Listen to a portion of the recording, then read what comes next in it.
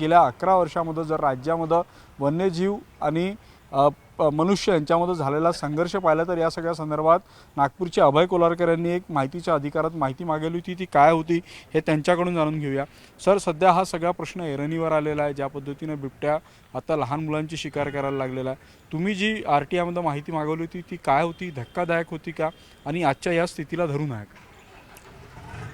तुम्ही जे म्हणता ते अत्यंत धक्कादायकच होती, कारण फॉरेस्ट डिपार्टमेंटला मी असं विचारलं होतं की 2014 ते 31/10/2025 या काळामध्ये मनुष्य प्राणीचा किती मारले गेले, म्हणजे हा जो संघर्ष आहे वन्य प्राण्यांमुळे किती हे मारले गेले, तर त्यांनी जी माहिती दिली आहे ती अत्यंत गंभीर आहे। कारण 564 माणसं मारले गेलेले आहेत, म्हणजे या 14 पासून ते 11 वर्ष झालेत, या 11 वर्षामध्ये इतके मारले गेलेले आहेत। आणि मला असं वाटतं की अत्यंत गंभीर घटना आहे।